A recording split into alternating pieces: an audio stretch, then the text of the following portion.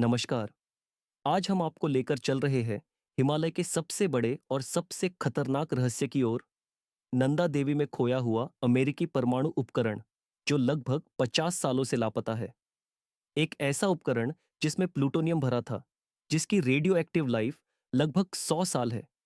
एक ऐसा मिशन जिसे बाद में अंतरराष्ट्रीय मीडिया ने नाम दिया James bond in the Himalayas. यह कहानी शुरू होती है 1964 से। चीन ने शिनजियांग के पास अपना पहला परमाणु परीक्षण कर दिया था।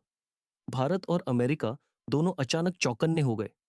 कोई नहीं जानता था कि चीन कितनी जल्दी मिसाइलें विकसित कर रहा है या उसके परमाणु कार्यक्रम की क्षमता क्या है। अमेरिका के पेंटागन और भारत की खुफिया एजेंसियों ने मिलकर एक गुप्त योजना बनाई।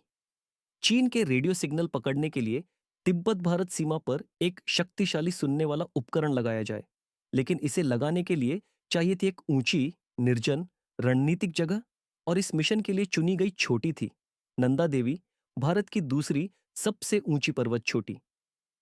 अब सवाल था, उपकरण क्या था? यह एक 56 किलो का सुनने वाला डिवाइस था, जो सामान्य बैटरी पर नहीं चलता था, बल्कि प्लूटोनियम कोर से ऊर्जा लेता था। प्लूटोनियम की रेडियो एक्टिव लाइफ 100 साल। यदि यह कहीं खो जाए तो उसका असर नदियों, ग्लेशियरों और लाखों लोगों तक पहुंच सकता था।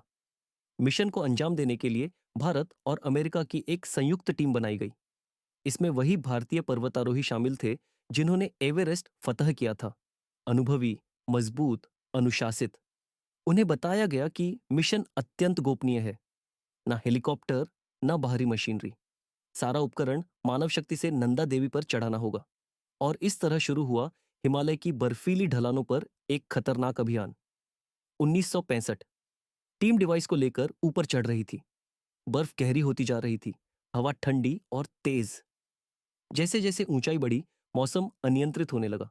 फिर आया एक तूफान, इतना भयानक कि कोई इंसान खड़ा तक नहीं रह सकता था। नई चढ़ाई असंभव थी।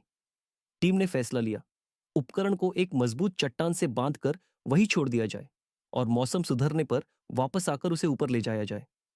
मिशन बीच में रोक दिया गया, पर टीम को विश्वास था कि डिवाइस सुरक्षित है।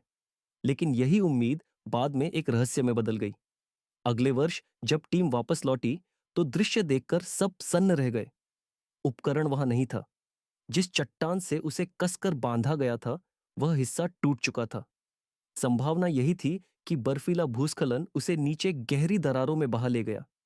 यानी वह नंदा देवी की आंतरिक बर्फ में हमेशा के लिए गायब हो चुका था। अब खतरा दोगुना था। रेडियो एक्टिव प्लूटोनियम अगर नदी प्रणाली तक पहुंच गया, तो यह गंगा बेसिन में रहने वाले करोड़ों लोगों को प्रभावित कर सकता था। अमेरिका और भारत ने महीनों खोज की। विशेष हेलीकॉप्टर मंगाए गए। हर कोना खोजा गया। लेकिन नतीजा कुछ नहीं। डिवाइस मानो हिमालय ने निगल लिया था। पहला उपकरण न मिलने पर 1967 में दूसरा डिवाइस नंदाकोट पर्वत पर लगाया गया। यह कामयाब रहा और चीन के रेडियो संकेत इससे पकड़े गए। लेकिन असली खतरा वही था। पहला डिवाइस अभी भी गायब। वैज्ञानिकों के अनुसार वह ग्लेशियरों के साथ नीचे की ओर खिसक सकता है। यदि यह बर्फ में फंसा रहा, तो चुपचाप रेडिएशन फैलाता रहेगा। अगर यह पानी में घुल गया, तो उसकी चेतावनी शायद बहुत देर से मिलती। फरवरी 2021। चमोली। अचानक एक बड़े ग्लेशियर का हिस्सा टूटकर नदी में गिरा और तेज बाढ़ की लहर दो बड़े पावर प्रोजेक्ट बहाती हुई आगे निकल गई। सैकड़ों लोग मारे गए या लापता हो गए। कुछ स्थानीय लोग और कुछ पूर्व अधिकारी दावा करते हैं कि यह टूटन उसी रेडियो एक्टिव उपकरण के कारण हो सकती है। हालांकि वैज्ञानिक इसे सिद्ध नहीं मानते, पर संयोग इतना अजीब है कि सवाल उठते ही है, क्या हिमालय किसी अंदरूनी जख्म से टूट रहा है? मिशन के खुलासे के बाद कई अफवाहें फैली। कुछ ने इसे वैज्ञानिकों की मौतों से जोड़ा, कुछ ने राजनीतिक साजिश से। हालांकि प्रमाण नहीं मिले, पर इस मिशन की परतें आज भी रहस्य बनी हुई है। भारतीय संसद में मिशन का विवरण रखा गया, पर सबसे बड़ा प्रश्न आज भी वही है, डिवाइस आखिर है कहाँ? नंदा देवी के ग्लेशियर गंगा के प्रमुख स्रोत है। इन नदियों पर करोड़ों लोगों की जिंदगी टिकी है। पानी, खेती, बिजली, जीवन। एक खोया हुआ प्लूटोनियम कोर आज भी उस क्षेत्र में कहीं छिपा है। अगर वह कभी पिघलते ग्लेशियरों के साथ पानी में मिला, तो उसका प्रभाव विनाशकारी हो सकता है। नंदा देवी आज भी शांत खड़ी है, पर उसके भीतर एक रहस्य मौजूद है। एक ऐसा रहस्य जो हिमालय का सबसे खतरनाक सच भी हो सकता है। यह कहानी सिर्फ एक जासूसी मिशन की नहीं है। यह याद दिलाती है कि हिमालय जितना विशाल है, उतना ही संवेदनशील भी।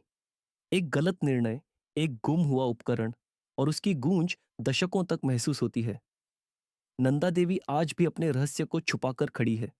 शायद उसे पता है, सत्य को हमेशा ढूंढा नहीं जाता। कभी-कभी वह खुद सामने आने का इंतजार करता है।